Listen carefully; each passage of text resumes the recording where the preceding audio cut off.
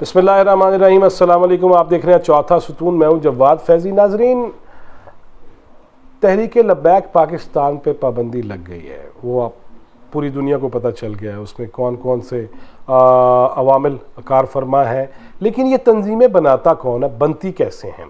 अभी तो कानून भी आ रहा है कि हम फ़ौज के हवाले से कोई बात नहीं कर सकते, कोई तज़हीक नहीं करनी चाहिए और करनी भी नहीं चाहिए। मेरे ईमान का हिस्सा है ये पाक फ़ौज के जवान, उन्हें सैल्यूट भी है और उनके लिए भी जान हाजिर है जो हमारी सरहदों पे हमारे दिफा के लिए खड़े हैं और जो हमें सुकून से सुलाने के लिए खुद 24 घंटे बल्कि उससे भी ज़्यादा जाग रहे होते हैं, मुस्तैद हैं, चौकन्ने हैं और फिर दरमियान में साजिशें होती रहती हैं।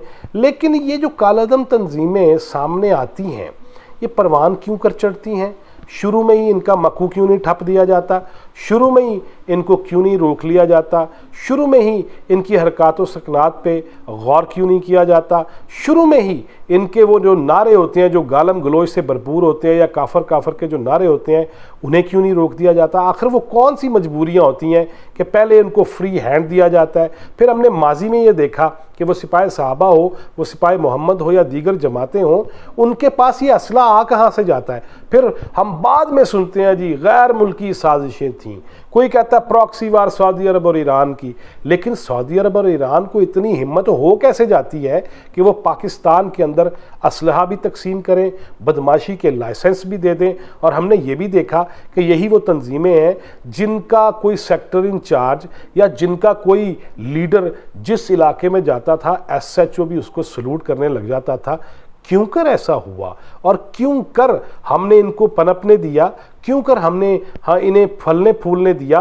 और फिर हम ये भी देखते हैं कि तहरीक लब्बैक पाकिस्तान पे तो फटाफट हमने बैन लगा दिया, लेकिन क्या MQM के जितने भी फसाने हैं और हकीकी कहानियां हैं, उसके बावजूद उनकी सपोर्ट पे हुकूमतें भी बनती हैं, आज भी बनी हुई है। MQM के वज़ीर भी शामिल हैं और इनमें से बहुत सारे लीडर ऐसे हैं जिनके खिलाफ FIRs मौजूद हैं। कभी कराची की उन माओं बहनों से जाके पूछा जा सकता है कि जनाब, आपका लख्त जिगर, आपका शौहर, आपका बेटा, आपकी बहन, उसके साथ क्या क्या हुआ, किसके कहने पे हुआ? तो फिर ये क्यों कर हम ये सब कुछ करते हैं कि पहले पनपने देते हैं, पहले उनको कदावर करते हैं, पहले तनावर दरख्त की सूरत में लेके आते हैं और उसके बाद फिर उनको काटने के दर पे हो जाते हैं। आखिर ऐसी वजह क्या है?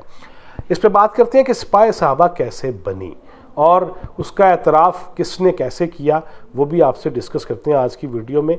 लेकिन अभी तक जिन दोस्तों ने चैनल सब्सक्राइब नहीं किया वो ज़हमत फरमा लें और हमें अपनी आरा से भी नवाजें और बेल आइकॉन को भी दबा दीजिएगा ताकि आपको हमारी हर आने वाली वीडियो फौरी तौर पे मिल भी जाए। जनाब, सिपाही साहबा पाकिस्तान, उसकी सुप्रीम काउंसिल के चेयरमैन थे मौलाना ज़ियाउल कासमी। मौलाना ज़ियाउल कासमी एक जय्यद आलिम दीन ज़रूर थे, लेकिन वो सिपाही साहबा की सुप्रीम काउंसिल के चेयरमैन थे। उनके इख्तलाफात भी रहे मौलाना ज़ियाउर रहमान फ़ारूकी से, उनके इख्तलाफात मौलाना इसारुल कासमी से भी रहे, उनके इख्तलाफात अपनी जमात के साथ काफ़ी होते रहे, वो भी मैं उसकी रिपोर्टिंग भी करता रहा हूँ, उस पर धमकियाँ भी मुझे आती रही।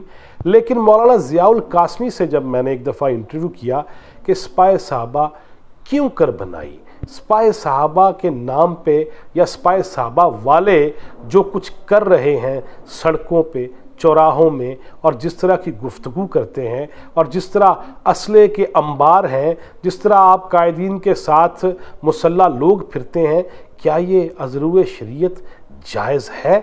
उस पे मौलाना ज़ियाउल कासमी ने एक आह भरी और उसके बाद उन्होंने कहानी शुरू की कि ये सिपाही साहबा जनरल ज़ियाउल हक ने बनवाई थी। फिर कहानी उन्होंने यूँ बयान की कि जब जनरल ज़ियाउल हक साहब आए, इस्लाम के निफाज का दावा किया, जब उन्होंने कहा कि इस्लामी निज़ाम होगा और फिर रेफरेंडम भी उन्होंने करवाया था, और इतना अजीब और मुनाफिकाना रेफरेंडम था पाकिस्तान की तारीख का कि उसके बाद फिर मुशर्रफ ने एक रेफरेंडम कराया था।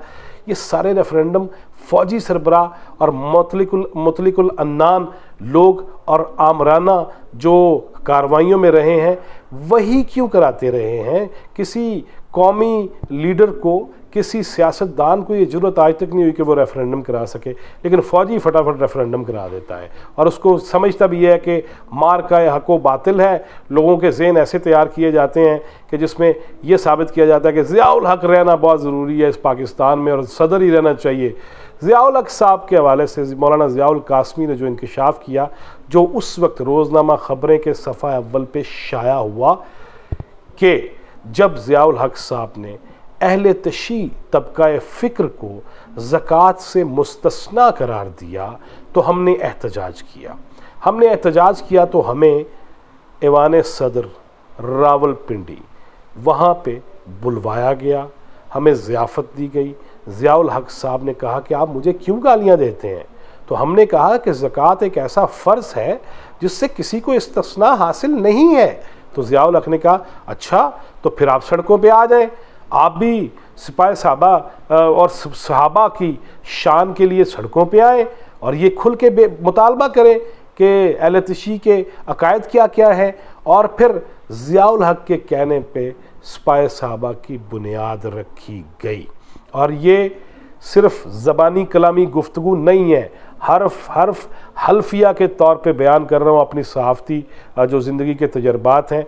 मौलाना ज़ियाउल कासमी ने जब ये इंटरव्यू दिया तो मैंने उनसे बारहा दफ़ा पूछा कि हज़रत जी बाद में मुकर ना जाना ताहरुल कादरी की तरह कि यूँ बयान दिया और अगले दिन मुकर गए। उन्होंने कहा ये कैसे हो सकता है जवाद फैज़ी, इसको शाया कीजिए। मैं ज़िम्मेदारी से ये बात कह रहा हूँ कि किस तरह फ़ौजी आमिर ने, फ़ौजी हुक्मरान ने पहले अहले तशी तबका फ़िक्र को पाकिस्तान जैसे मुल्क में ज़कात से मुस्तस्ना करार दिया, फिर हमें ऐवान सदर बुलाया और फिर हमें ख़ुद ही ये कहा कि आप भी कोई ऐसी तंजीम बना लीजिए जो सड़कों पे आए और इनके अकायद के हवाले से खुल के गुफ्तगू कीजिए और हम पे तनकीद ना कीजिए। ज़ियाउल हक़ का ये भी कहना था, उस इंटरव्यू का हिस्सा है जो मौलाना ज़ियाउल कासमी का मेरे नाम से इंटरव्यू जवाद फैज़ी ये शाया है और उस पे उनका ये कहना था कि सिपाही साहबा ज़ियाउल हक़ ने बनवाई थी। अब अगर हम माजी के ऐसे जर्नैलों के किस्से शुरू कर देंगे तो फिर तो कहीं हम पे कानून लागू तो नहीं होगा, ये सवाल मेरे ज़हन में भी है। और अभी चूँकि कानून इस तरह से बना नहीं है, उससे पहले ही जितनी भी पटारी में चीज़ें हैं कोशिश करूँगा निकाल दूँ ताकि ये किस्सा माजी है इस बारे में आपको भी आगाही ज़रूरी है। और नौजवान नस्ल जो समझती है कि मीडिया का काम बस यही है, किसी दिन सुनाएंगे हम अहले कलम क्या हैं, आगा शोरश कश्मीरी की लिखी हुई नज़्म वो भी किसी दिन आपको सुनाएंगे और आप महजूज़ होंगे। लेकिन ये वो चीज़ें हैं जो माजी का हिस्सा है और हक़ाइक़ पे मबनी है। अल्लाह ताला हमें हक़ बात को समझने बोलने की तौफ़ीक़ अता करे। टिल नेक्स्ट वीडियो, अल्लाह हाफ़िज़।